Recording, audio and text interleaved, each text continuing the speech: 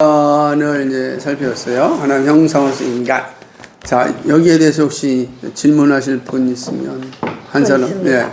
아까 그 유아의 죽음에 대해서, 그러니까 태아의 죽음에 대해서 그 죽으면 천국에 간다 하셨는데, 근데 모든 인간은 원래 원죄를 가지고 태어나서 죄인이나 지옥에 가는 게 당연한 거잖아요.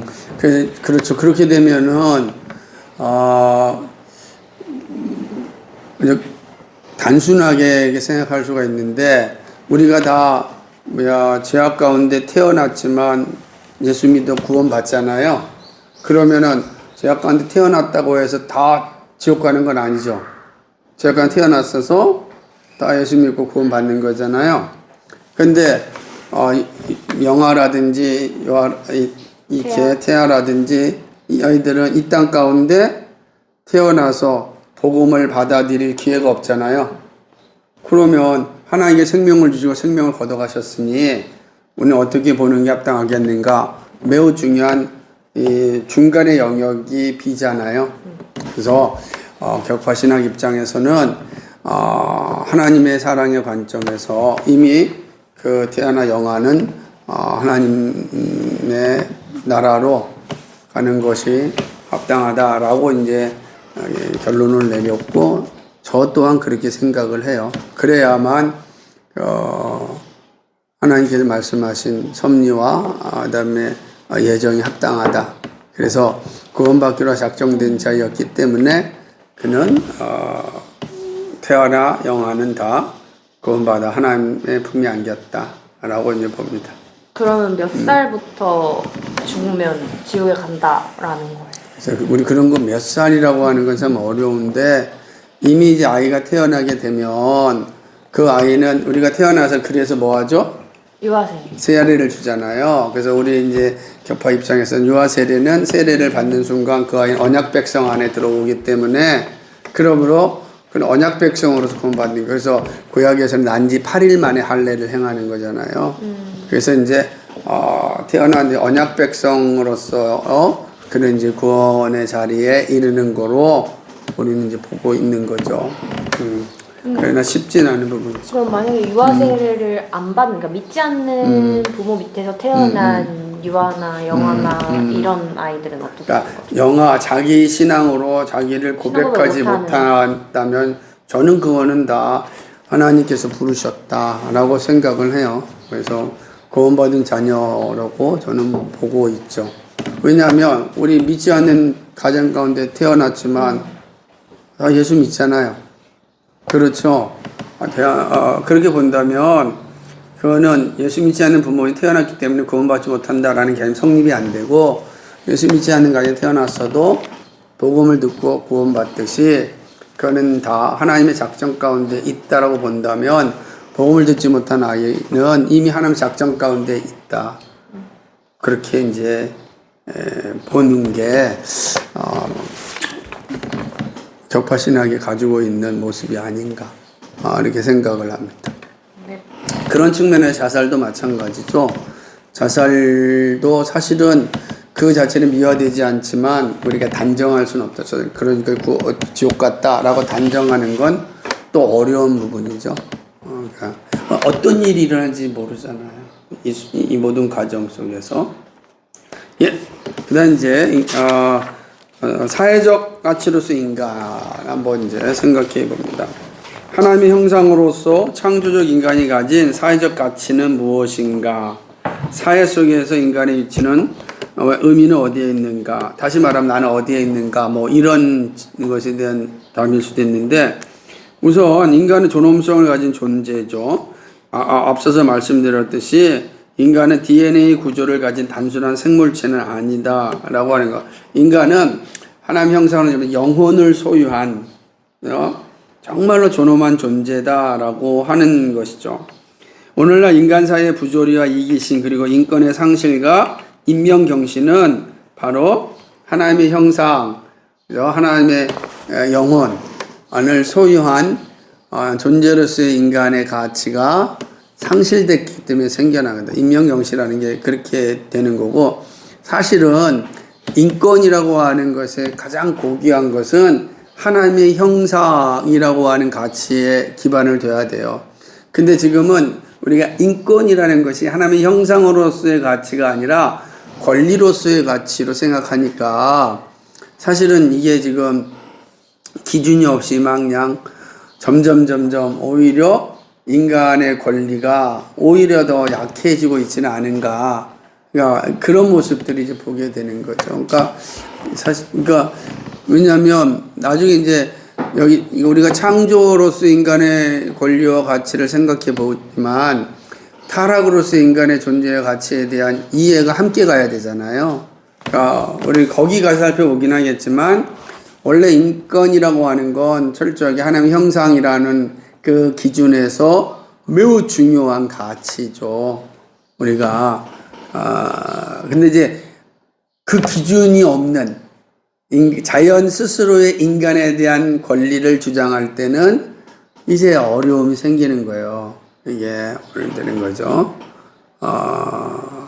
이게 이제 현대 철학이 오면서 인간에 대한 이해가 이렇게 너무 이제 하나님의 기준에서 벗어나다 보니까 오늘같이 인간의 이 권리를 너무 강조하는, 인간을 너무 강조하다 보니까 사실은 성경과 충돌하는 부분들도 생기기 시작하는 부분도 없지 않아 있습니다. 어쨌든 예수님께서는 마태복음 18장 12절 14절에 소자 하나라도 잊어버리는 것이 하나님 뜻이 아님을 말씀하셨잖아요. 그것은 인간 한 사람 한 사람이 바로 하나님이 소중히 여기시는 존재다.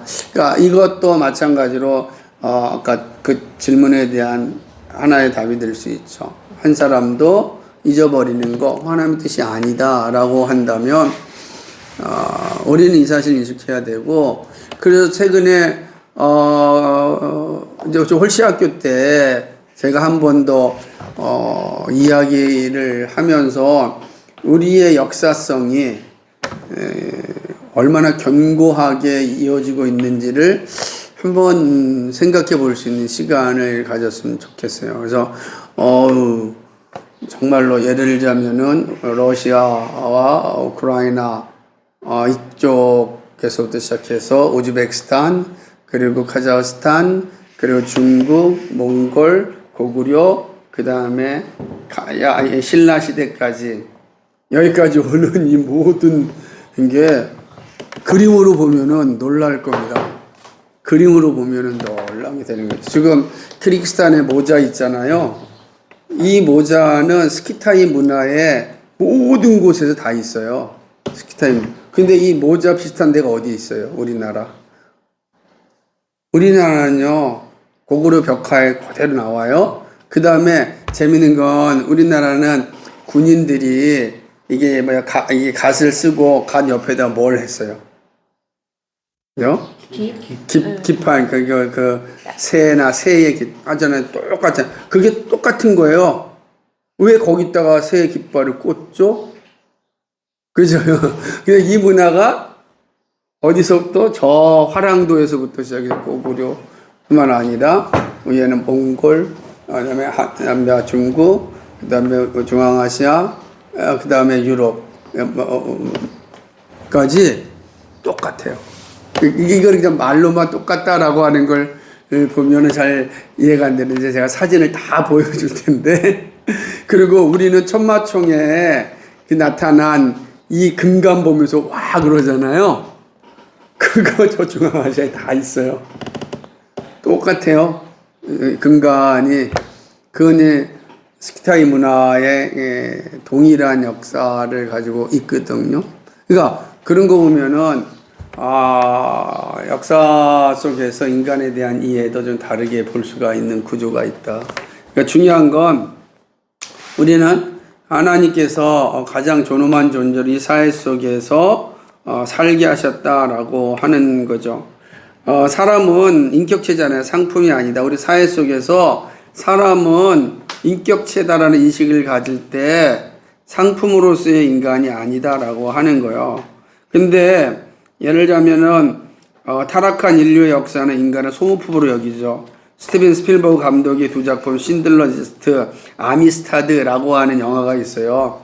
신들러 리스트는 히틀러 시대의 유대인 학살을 기록한 거잖아요. 아미스타드는 이 아프리카의 흑인들을 이제 노예들을 팔아가는 과정들을 아미스타드 호회 안에서 찍은 거야. 정말로 그러니까 이 히틀러의 이 사건이나 아미스타드호의 노예 사건이나 차이가 없어요. 둘 다 뭐냐면 다 상품이에요. 그래서 아이슈비츠에서 사람이 죽으면 그 사람을 통해서 뭘 만들었습니까? 예? 비누. 그때 당시에 썼던 비누들이 다 사람의 기름에서 나온 거. 기름. 뭐 이런 것. 그 유대인들이 그렇게 죽고 난 비누가 돼서 나오고. 그냥 왜 그러냐면 그게 히틀러가 가지고 있는 유대인에 대한 인식이거든요. 열등한 인간은 그 다음에 고등한 인간에 의하여서 지배를 받고 그 다음에 처단을 당하는 건 그거는 자연의 원리다. 약육강식이라고 하는 거대한 자연의 원리다. 나는 그 자연의 원리에 순응할 뿐이다.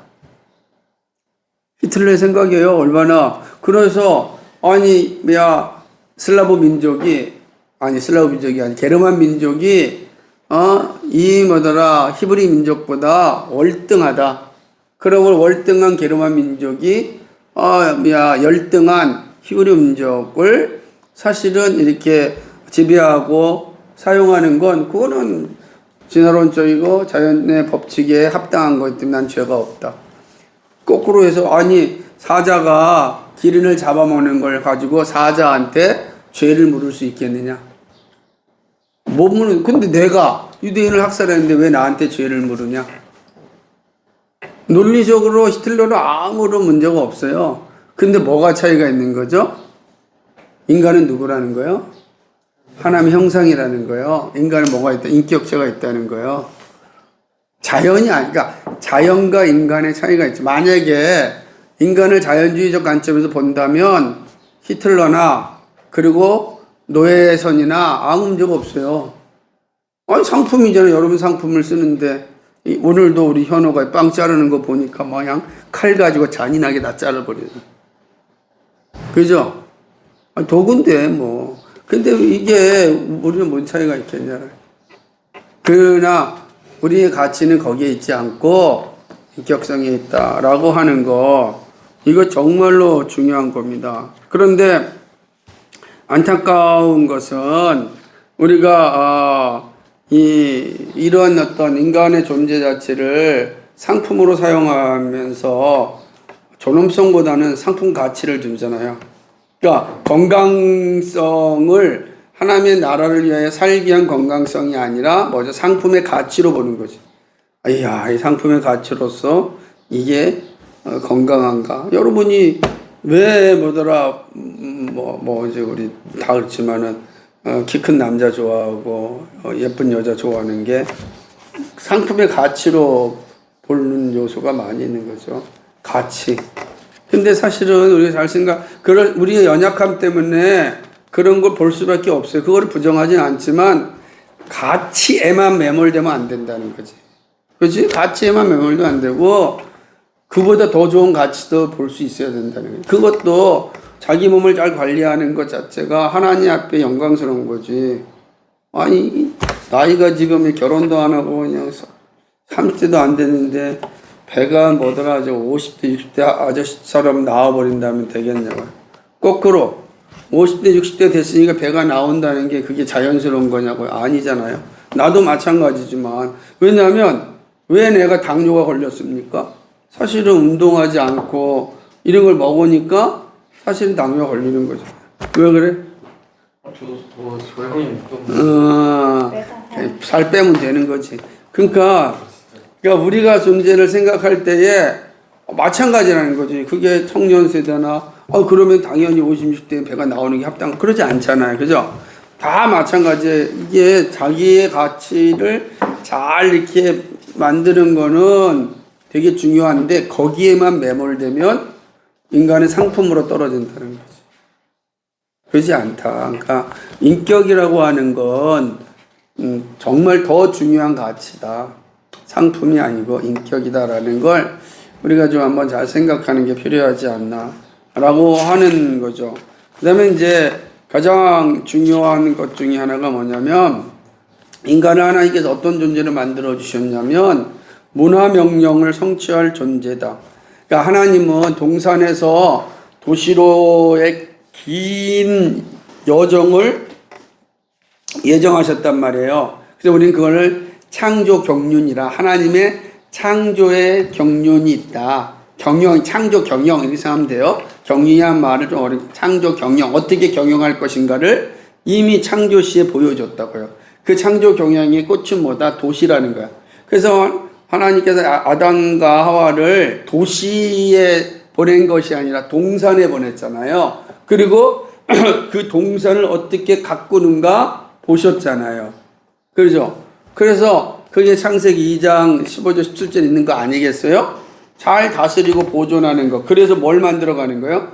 문화를 만들어가는 거예요. 그래서 땅을 다스리라 그러는 거죠. 땅에 충만하라 라고 하는 것. 잘 그래서 하나님의 원래 경영의 목적 이게 어떤 새하늘과 새 땅 그 도시로 잘 갈 수 있도록 하는 도시라고 하는 건 모든 문화의 총합이다 이렇게 표현하는데 창조 경륜의 완성이다 이렇게 보는 거예요. 도시는 하나님의 창조 경륜이 완성된 것을 도시라. 그러니까 그래서 우리처럼 뭐 서울로 집중 도시 그런 개념이 아니고 모든 문화가 잘 발휘되어진 것들 그리고 그 모든 문화의 총합은 하나님의 창조 경륜이 충만해 완성되는 것까지 가는 게 바로 창조시에 만든 그 창세기 1장 26, 28절이 그런 측면에서 창조 명령이자 문화 명령이라 얘기하는 거예요. 우리는 그런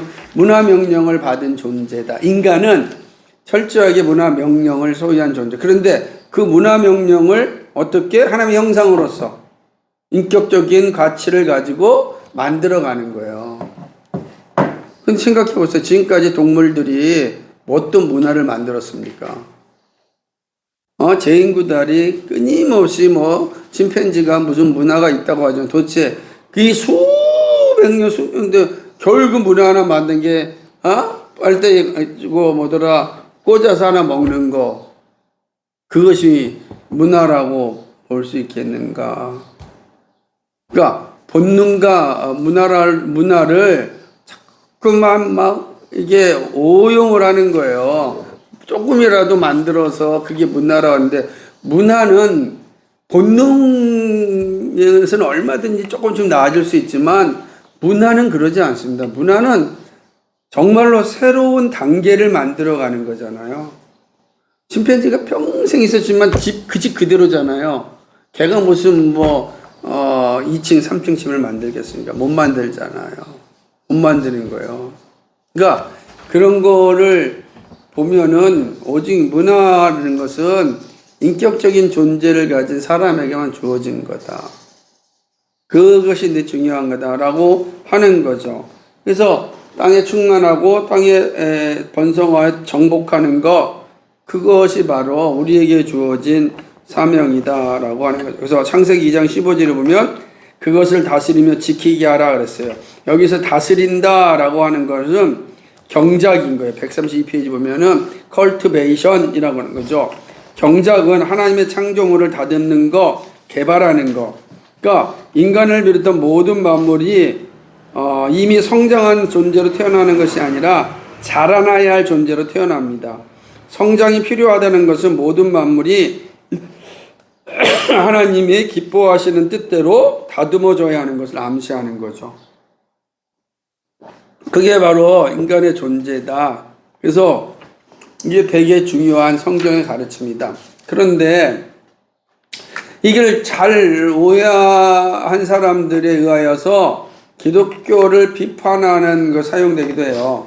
무슨 말이냐면 땅에 번성하고 충만하고 정복하라 이것 때문에 오늘날 생태학적 위기가 왔고 오늘날 문제가 생겼다 이렇게 보는 관점이 이 대표적인 사람이 화이트라고 하는 사람인데 생태학적 위기의 역사와 뿌리에서 인간이 자연에 대한 오류는 기독교적 세계관에 의해서 비롯되었다라고 얘기해요. 그 이유는 뭐냐면 정복하라. 그러다 보니까 사람들이 이 자연을 정복하다 보니까 너무 무분별한 개발과 함께 나타나므로 사실은 생태학적 위기가 왔다. 그리고 이 생태학적 위기의 주범은 누구다? 기독교다.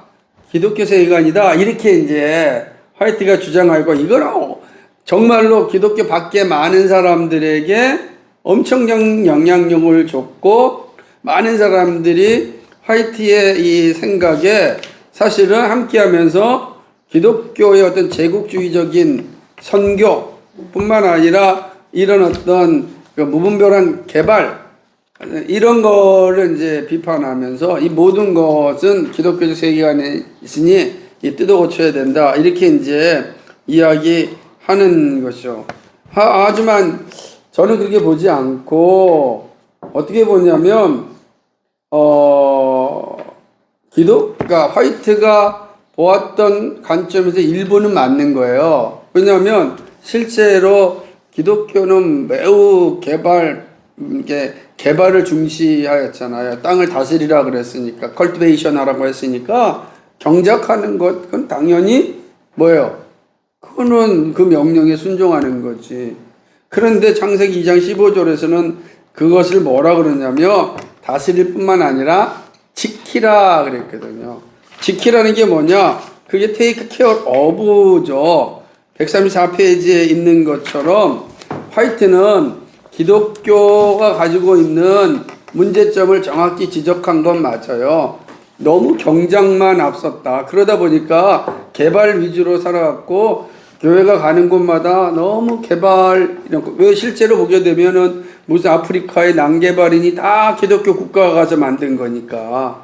그리고 예를 들면은 우리가 알다시피 아메리카로 넘어가서 아메리카에서 아메리카 면주문과 그 다음에 유럽에서 넘어온 청교도들 기독교인들 간에 끊임없는 이 전쟁을 벌쳤잖아요. 그 전쟁의 그 원인 중에 하나가 뭐냐면 개발 때문에 그러거든요.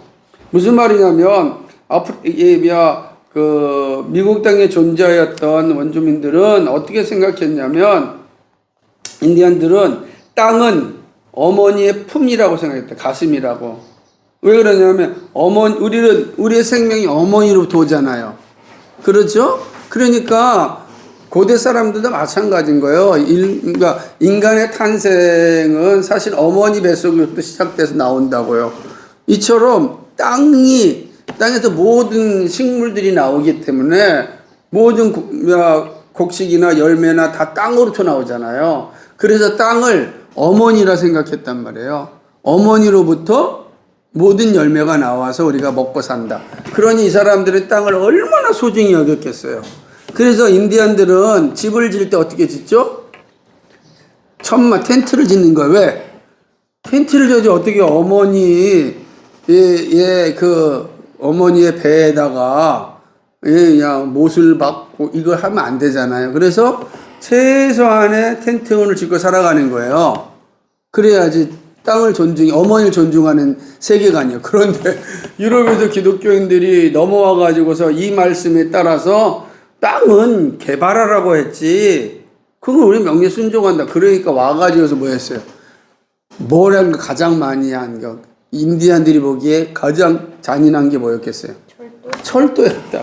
그 돼지를 가르는 길에 다 파헤쳐가지고 철도를, 그 어머니 배를 가르는 거지. 거기다가 땅을 파가지고서 나무 기둥을 박고 집을 짓는 거. 이 끔찍한 거죠. 있을 수가 없는. 그러니까 어머니를 대적하는 세력들과 싸우죠. 어머니 지켜야 되니까. 그러니까 이런 충돌이 있었기 때문에 화이트의 견해에 본다면 많은 기독교인들이 성경의 이 창조 명령을 온전히 잘 이해하지 못했다. 그러나 그거는 많은 사람들이 성경을 온전히 바라보지 못한 거지 성경이 그렇게 가르친 건 아니다. 같은 2장 15절에서 경작할 뿐만 아니라 다스리고 지키라 그랬거든. take care of라고 하는 건 뭐예요? 보호하다. 보존하다라는 뜻이잖아요. 그러니까 하나님께서는 개발과 보존을 명령하신 거예요. 그러니까 보존이 상실되는 개발, 난개발은 그건 하나님의 뜻이 아니다. 그러니까 우리도 마찬가지라는 거죠. 우리가 몸은 막 다이어트를 해요. 왜? 건강을 유지하기 위해서. 그런데 다이어트가 내 몸을 상하게 하는 거라면 그거는 개발이 아니라 뭐예요?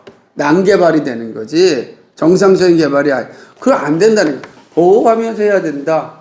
라고 하는 거 예를 들면 마찬가지로 모든 문화는 이렇게 두 가지 개발과 보호가 균형 잡혀야 된다라고 하는. 근데 사람들은 좋아하겠냐고. 지금 우리 그 김학수님이 하고 있는 탄소 배출 사업도 마찬가지로 얼마나 많은 사람들이 욕망에 따라서 수없이 탄소를 배출하고 있어요.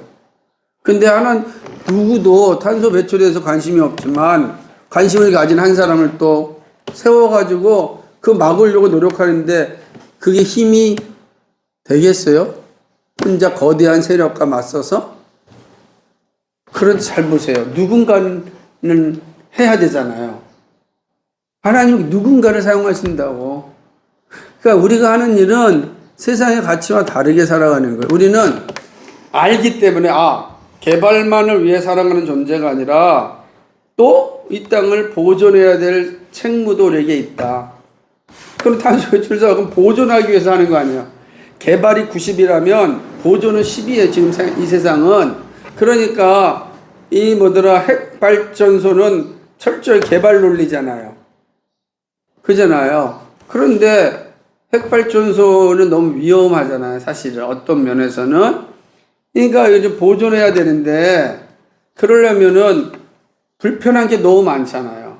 지금 같은 게 지금 김야 호르무즈 해협에서 석유가 들어오지 않으니까 지금 이 핵발전소가 없었다고 한다면 우리 전기는 어떻게 될 것이며 이런 개발 논리에 따르면 져야 돼요. 사람들이 이길 재간이 없어요. 내가 이 편리에 빠졌기 때문에. 우리가 다 편리에 빠져서 이거 감당하기가 어려워. 그런데 누군가는 바보스럽지만 보존을 위해서 또 헌신하는 사람이 있다고요. 그렇게 되는 거예요. 그러니까 교육도 마찬가지예요. 누군가는 개발을 위해서 교육을 하지만 누군가는 하나님이 나에게 주시는 그 본질적인 재능, 은사를 개발하기 위해서 교육한단 말이에요. 그걸 보존이라 그래, 그런 거. 우리가 개발할 때는 나에게는 은사, 재능 상관없잖아. 오로지 목적이 돈이 되냐 안 되냐지. 그러니까 그런 것들에 대해서 우리는 화이트가 이 부분에 있어서 오해하였다. 성경은 이 부분을 명확하게 알려주고 있다. 그러므로 우리는 자연에 있어서의 공해, 자연의 황토와 온난화, 기후온난화, 오존층 파괴 이런 이거는 그리스도인들이 저항해야 될 내용이라는 거지. 그러니까 어떻게 저항할 것인가 그건 모르잖아요. 근데 예를 들면 김학수님은 맹그로브 나무를 심고 또 어쨌든 간 탄소 배출을 막음으로써 한 부분 지구온난화 그죠? 이 부분을 막는 거잖아요. 난개발을 막는 건 뭐가? 나는 난개발을 막는 게 어떤 걸까? 정말 생각해 보면 정말로 좋은 첨단 소재를 잘 만들어서 더 이상 환경이 급격하게 황폐화되는 거를 좀 줄였으면 좋겠는데 쉽지도 않고 저기 지금 어려운 시대를 살아가는데 그런데도 하나님 숨겨놓은 사람을 통해서 일을 하니까 그러니까 여러분이 하는 일도 작지만 그 작은 일 가운데 그 의미를 찾아내는 게 되게 중요해요. 되게 어려운 작업이지. 목사인 나는 어떤가요? 예를 들자면 이런 그 보존의 관점에서 볼 때 나는 어떤가요?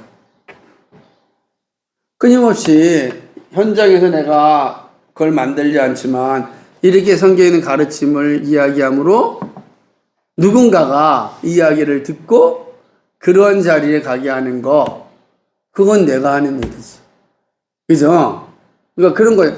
의미를 찾는 거지. 여러분 각자 있어요. 그거는 여러분이 하나 깊이 묵상하면 다 발견할 수 있는 것들. 그게 우리의 모습이다. 그러니까 인간은 어떤 거냐? 바로 하나님께서 기뻐하신 대로 이 땅에 충만하게 존재할 때 다스려야 되는 영을 정복하는 것도 있지만 보존해야 된다라고 하는 것. 이 모든 것들을 바로 하나님이죠. 그래서 새하늘과 새 땅, 다시 말하면 거룩한 도성에 이르는 삶인데, 그 거룩한 도성은 어떤 곳일까요?